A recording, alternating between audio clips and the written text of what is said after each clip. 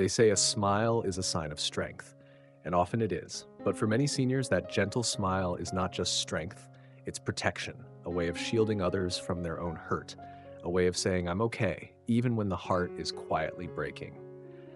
Because after a certain age, we learn to hide things, the disappointments we never voiced, the loneliness that shows up when everyone's gone, the fear of becoming invisible in a world that moves too fast. We smile to reassure our children. We smile to avoid questions.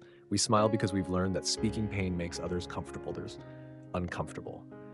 But what happens when no one asks what's behind that smile? What happens when you carry unspoken sorrow for years? That's what this video gently explores.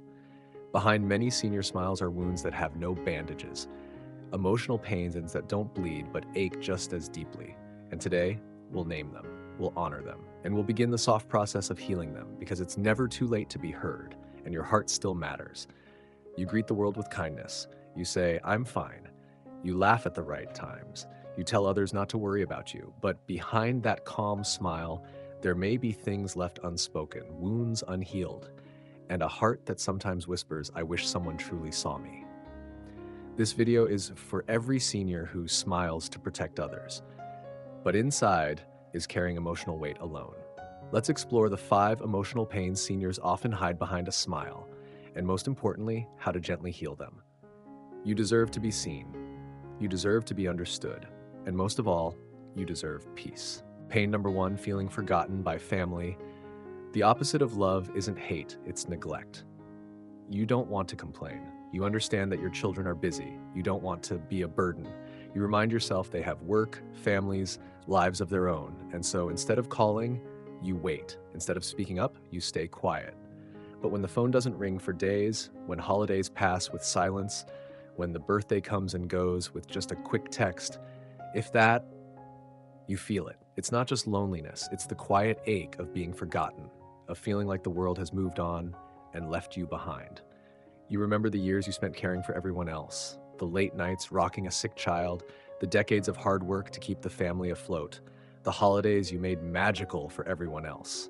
And now the house is quiet, the calendar is empty, and you wonder, not just why don't they visit, but deeper still, do I still matter to them? This pain often goes unspoken because seniors are expected to be strong, wise, grateful. But the truth is, even the strongest hearts can break from neglect. Some seniors start to question their value. They begin shrinking from life, not because they're tired, but because they don't feel seen. You might tell yourself, it's okay, they're just busy. I shouldn't expect too much. Maybe I'm too sensitive. But the ache remains. And here's the gentle truth. You are not too sensitive. You are not needy. You are human. And your need to feel remembered, included, and loved is not a weakness. It's sacred. How to begin healing.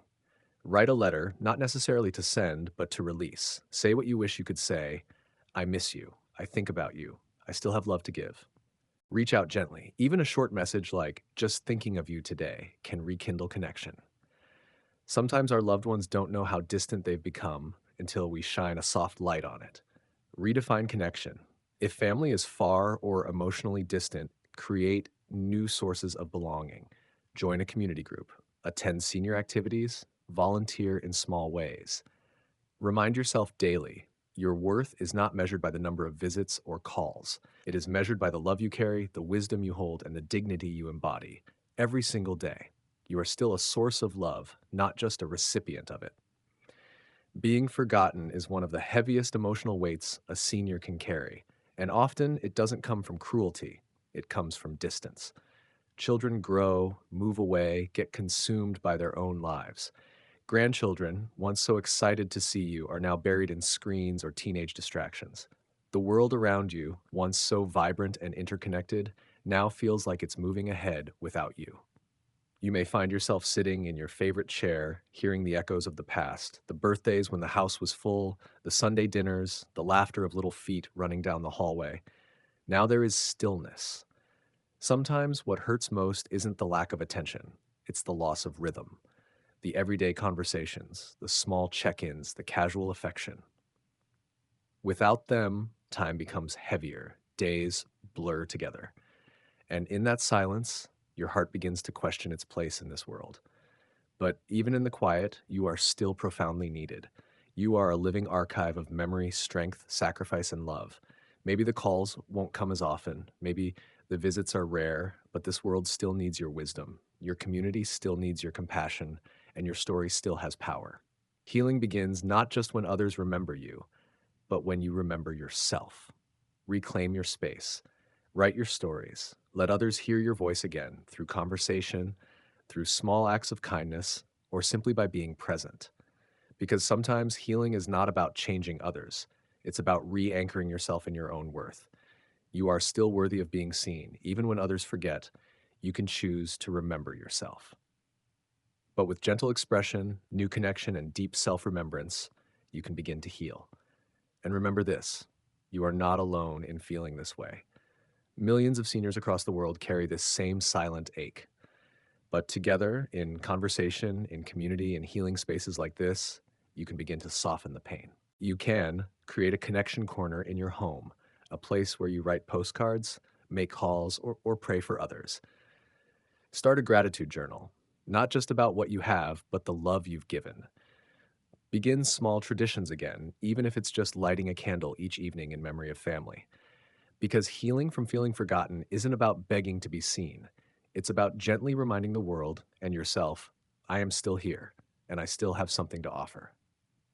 So smile, yes, but let that smile reflect strength rooted in truth, not silence. Let it say, even if you forget me for now, I will not forget who I am. Pain number 2, regret over past mistakes. The past is a place of reference, not a place of residence.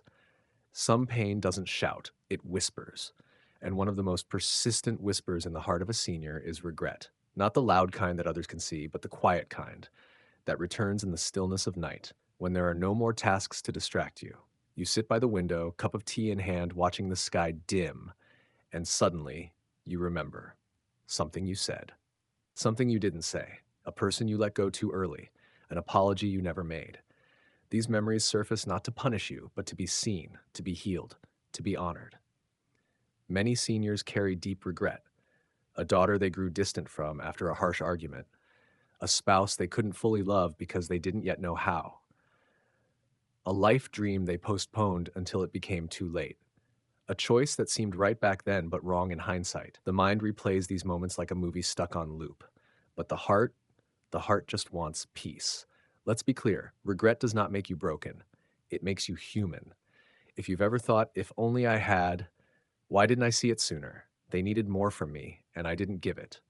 Then know this: you are not alone, and you are not bad. You were growing, learning, surviving. You were doing the best you could with the tools, the emotions, and the wounds you carried at the time.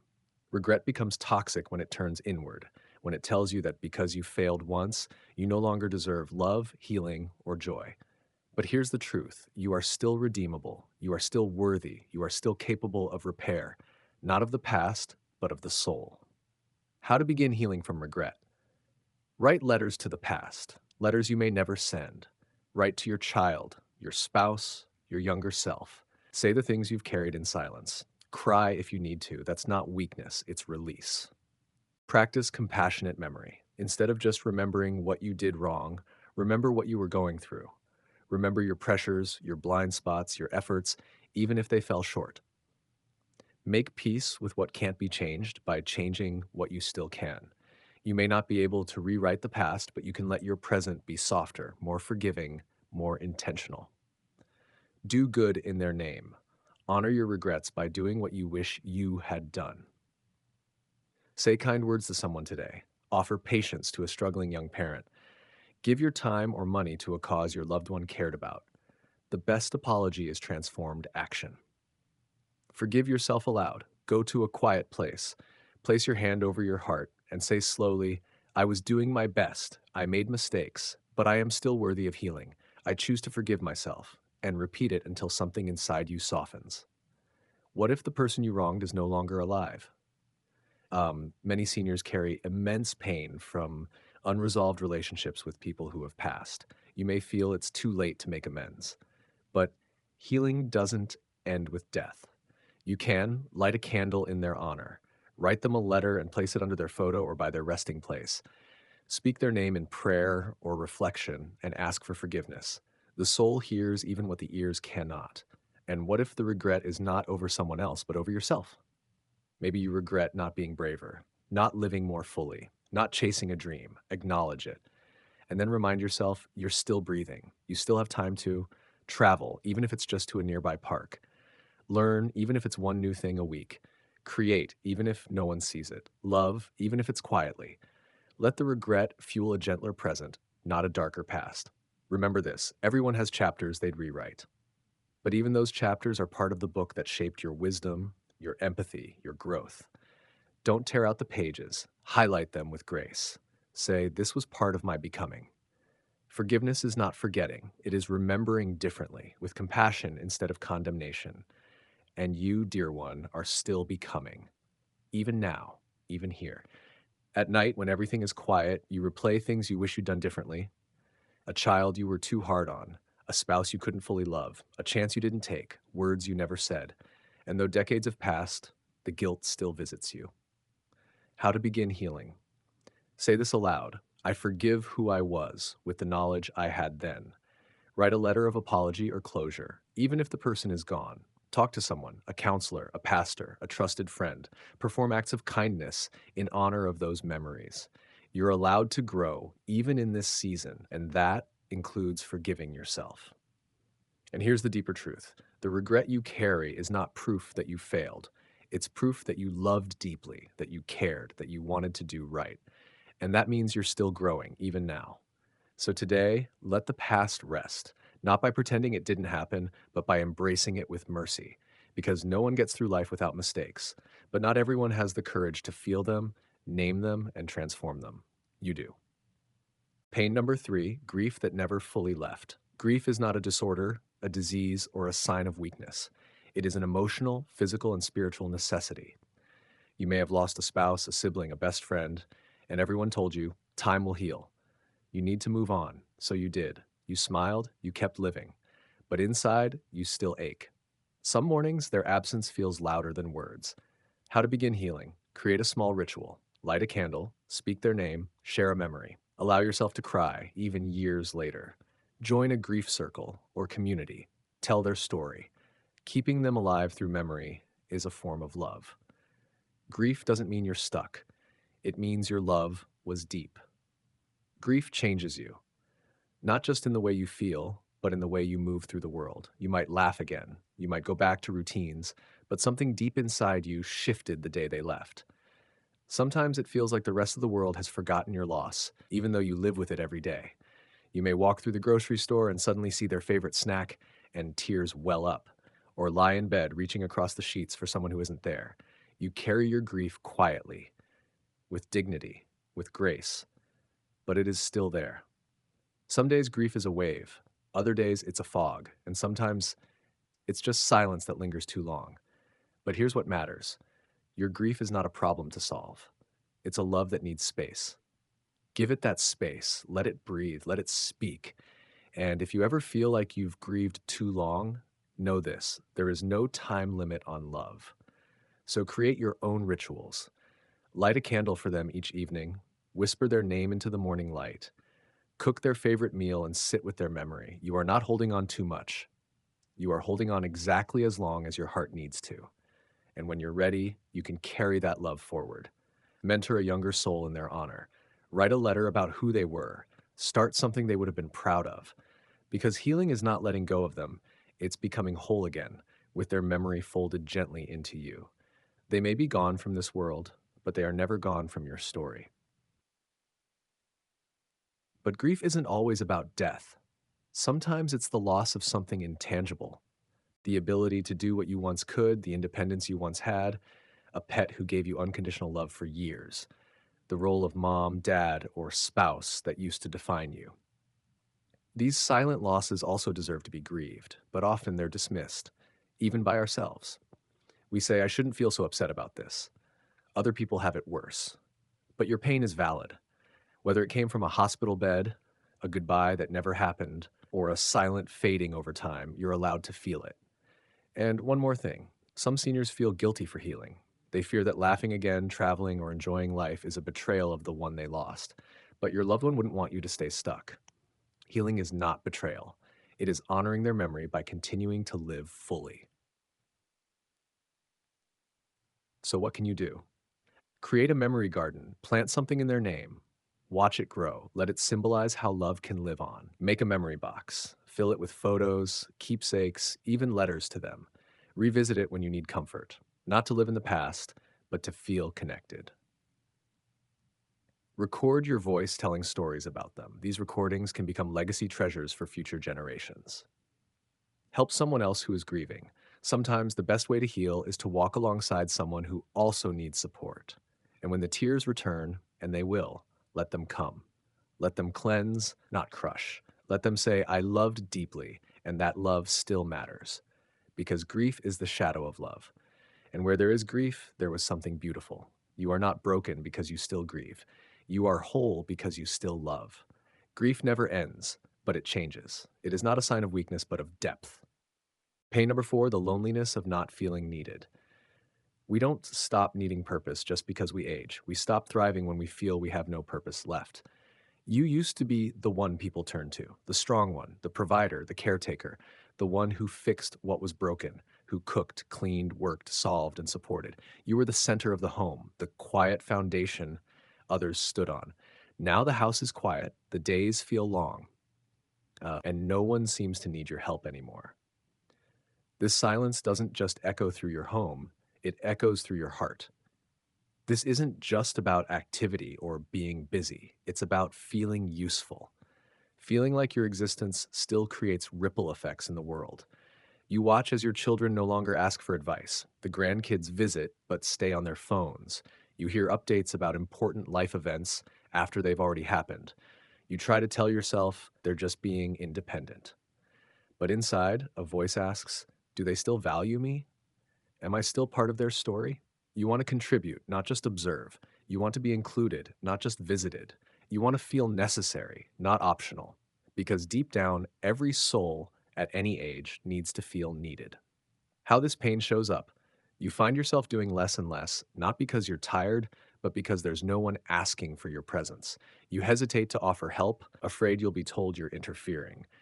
You start second guessing your voice, your ideas, your place in family conversations. You wake up and wonder, what difference does today make? This is not laziness. It's not apathy. It's the slow erosion of identity when you feel forgotten in your own life. But here's the truth. You are still needed. You are still capable. And your wisdom still matters.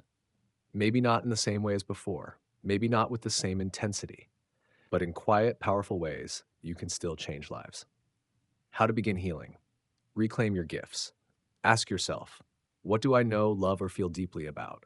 Are you good at listening? Be a friend to someone lonely. Do you know how to fix or make things? Share that knowledge.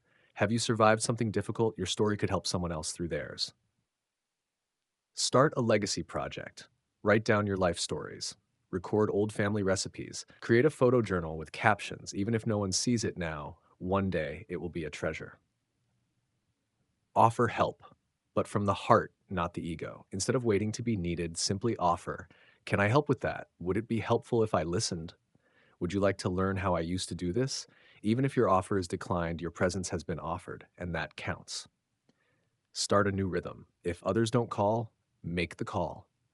If others don't include you, create your own small rituals. Morning tea with a prayer or gratitude, weekly calls to a friend or neighbor, a short walk where you greet the same people and build a sense of local presence.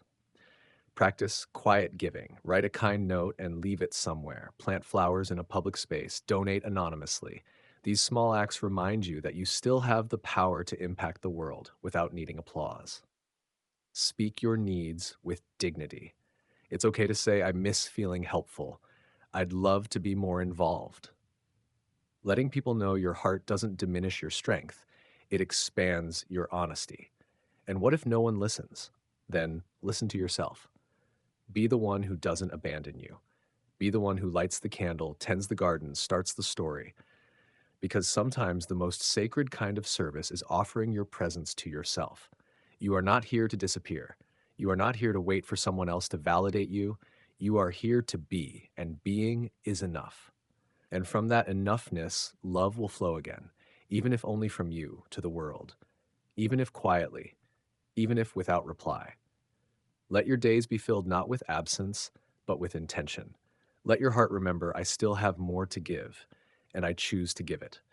Because feeling needed isn't about what others demand, it's about what you are still willing to offer. And what you offer, your presence, your compassion, your story, is more powerful than you think. You might also find this pain sneaks up in small moments. When you cook a full meal, but no one comes to eat it. When you overhear your name in a conversation, but no one turns to ask what you think. When your advice is met with silence, or worse, with dismissal. These aren't just passing moments, they're quiet wounds to your sense of worth. Because to be needed is not just to be useful, it's to be seen as valuable. And when you no longer feel needed, the world can start to feel like it's spinning without you, as if you're standing still while life rushes past. But here's the quiet miracle: you can still give meaning, you can still create connection. Teach something small to someone younger, even a neighbor or a stranger. A recipe, a story, how to fix a chair. These things are legacy in action. Share your voice in writing or online. More seniors than ever are finding meaning by telling their stories in blogs, social media posts, or simple emails to family. Create micro-purpose moments. Write affirmations and place them in a jar for your future self. Make small handmade items and leave them anonymously in community spaces. Help care for a plant, a pet, or even just a public bench that needs love. None of these things require permission, and none are too small. Each one is a ripple, and your presence, your being, is the stone that creates it. So the next time you think, I'm not needed anymore, pause and remind yourself, need is not about function, it's about presence. And your presence, even in stillness, is profound. Even when I am quiet, I am still a source of light. Pain number 5, hiding depression behind politeness.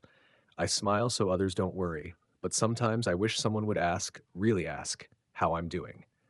You keep things light. You joke.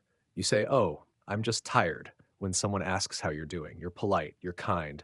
You're always the first to say, I'm fine. But deep down, something feels heavy, a fog that doesn't lift, a stillness that feels more like emptiness than peace. You find yourself sleeping more or struggling to sleep at all.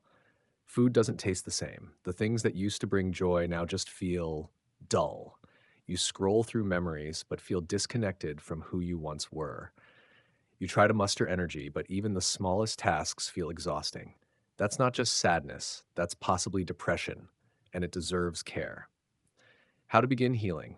Say it to yourself first: something feels off and I deserve support. Talk to your doctor. Depression is treatable, even after 70. Move your body gently each morning. Reach out.